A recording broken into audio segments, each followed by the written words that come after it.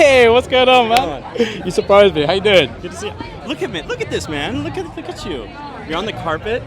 Crazy, man. You're here in Hollywood. Like, how does it feel for you? I want to know. Oh my god, dude, it's an absolute dream. You know, I never thought I'd actually be here, and just to see where it first started with watching the show to where it is now. I mean, it's.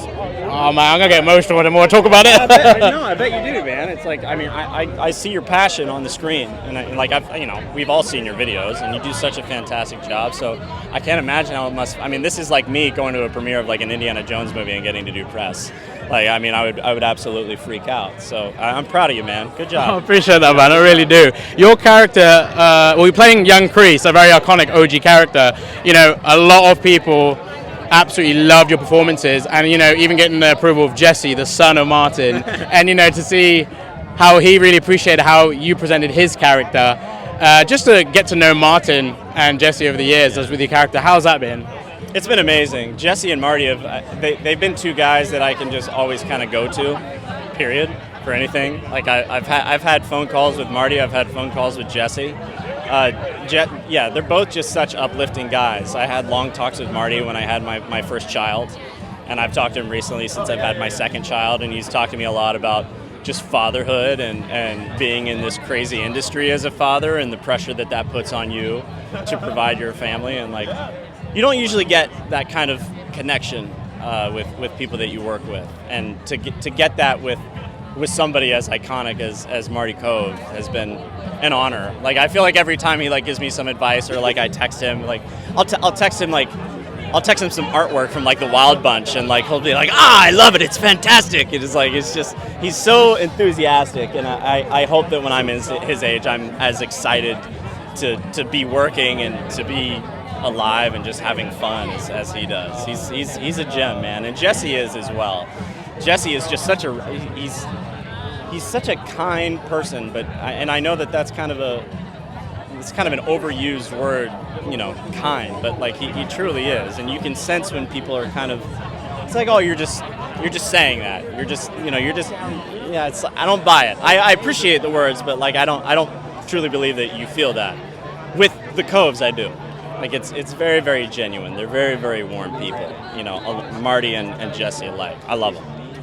Love to hear that. So what was Marty's direction for you when you stepped into the role of young Kreese? Of course, you're giving this sense of, you know, hopefulness with this Kreese, you know, and he's been villainized ever from the original Karate Kid, but with Cobra Kai, we've been able to flush him out in not just a black and white way, but, you know, going into the gray and just seeing how he wasn't just this classic villain. Like, there's a lot more layers to him. How did he go about that advice to you playing young Kreese? So, sorry, I just swatted at a bug. That fly. Hey, Miyagi. Apparently that was, he told me about when he met up with the big three. He's like, I'll do it, but like, this is what I want for Kreese. And he brought them like his entire backstory, like notes and stuff from his experience in the war, and just like the heartache that he had experienced, the loss that he experienced that made him the man that he was today. And they were like, oh yeah, we're already doing that.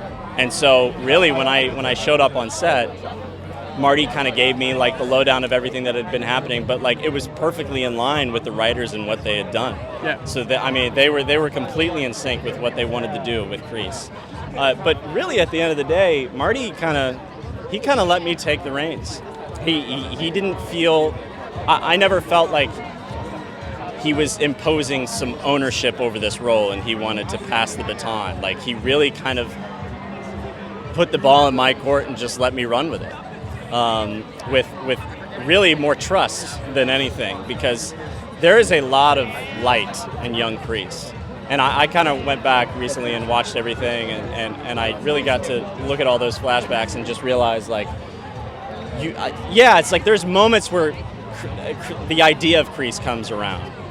And, you know, you might see it in his eyes a little bit, but he always goes back to wanting to do the right thing.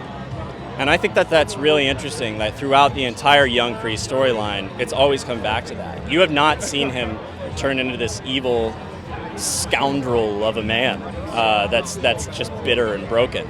He still has a long way to go, and I think that it's years of those thoughts and that heartbreak and that loss that just kind of marinate in him, that eventually just turn him into the monster that he becomes. So I think it was masterfully done. Yeah, I'm really, really proud of it. And I mean, the big three, and Marty as well have just been such great architects with what they've done. So, yeah, What would you tease about season 6 that are going to be really excited for fans to be excited for with Kreese in this upcoming season? What can I tease? Kreese is definitely going inward. Yeah. Okay. I'll say that. Okay. That's a tease, right? Yeah, 100%. One word tease. Yeah. Kind of works. I like it. I like it. Barrett, such a pleasure, man. Thank Good you to for meet the. you. Yeah, you too, I'm really man. hoping I get to meet you, dude. Yeah. You do really, really good work.